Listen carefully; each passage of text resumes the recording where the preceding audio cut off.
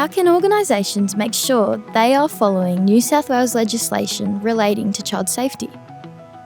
Well, it's having a look at the standards themselves and seeing where they're already doing things that could be applied to these standards. So eventually we will be looking at compliance with these standards and making sure that the clubs can actually prove that they are implementing these standards. But the first step is they might be doing a dozen activities which could fit in with these standards. So just trying to make sure that they understand that they're not starting from step one a lot of the time. So from there we look at how they can work with their state sporting organisations to have a look at the policies and how they can be implemented, such as a complaints handling policy and such, and to be able to apply that within their club and trying to get buy-in from club members. So getting the coaches, managers, all these officials and trying to get them to work in to understand what our expectations are within the club with keeping kids safe. So going through codes of conduct, those sorts of things is really important for volunteers. And also in that process, making sure that we're listening to the kids, getting them to buy into what we're trying to do on those little things. So when it comes to the big things, kids can really be able to communicate well with those channels. And parents, not forgetting parents and communities, trying to get parents involved in what we're trying to do as a club in this child safeguarding process. All our staff have working with children's checks, so they send those through every year. Find out more about the check and verification at the OCG website.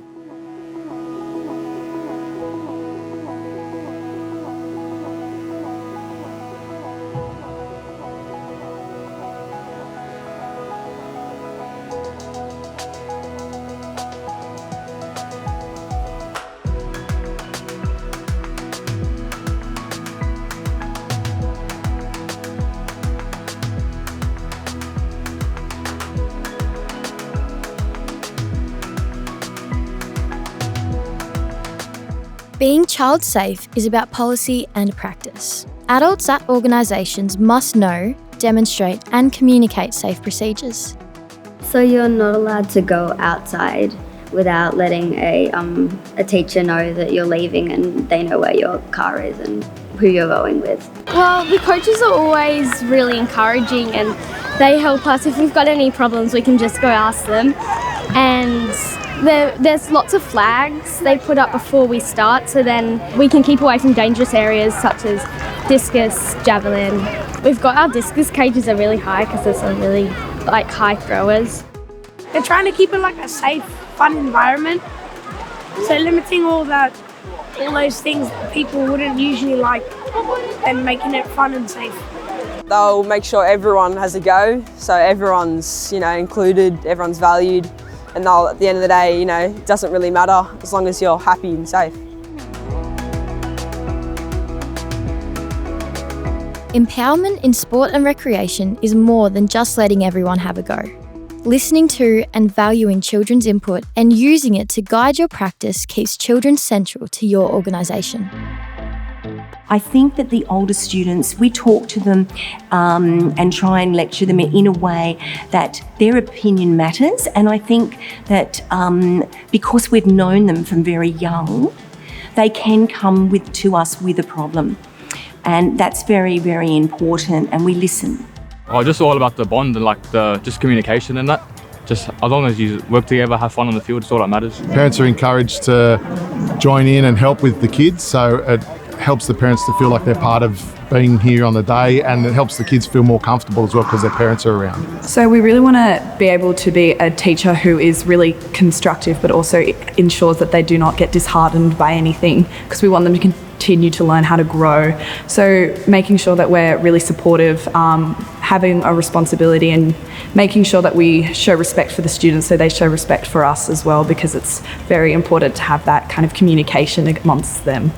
They listen to my thoughts when in a game, if we're trying to work out how we can win or how we can get in front of our players, I would share an idea and they would listen and they'd include it in the game. Yeah, everyone's always really included you never feel like you're left out or you're not doing anything. You're always, people come and talk to you if they see that you're alone, or there's a lot of a sense of community. Everyone really, all the other children, they all speak to each other. Even if you're not the same age, they come up and talk to you.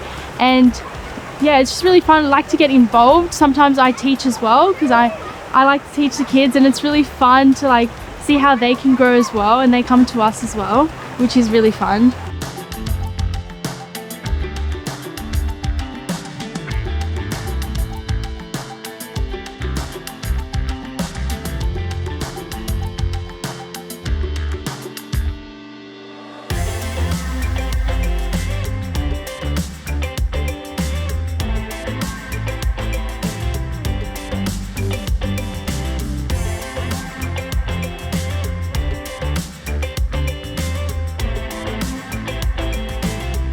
Getting the right people to work with children at your club is more than just getting someone who's qualified. Trusting relationships and the right personal qualities support a child-safe culture.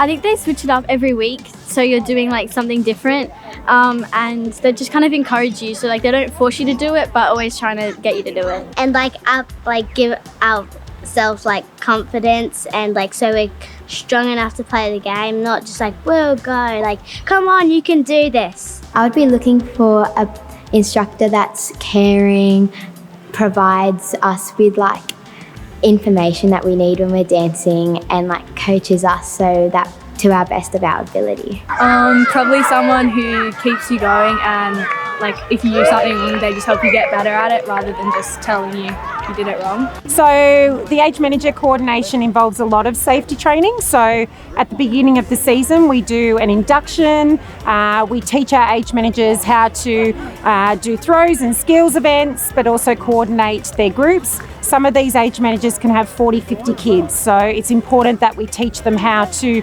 manage that size kids.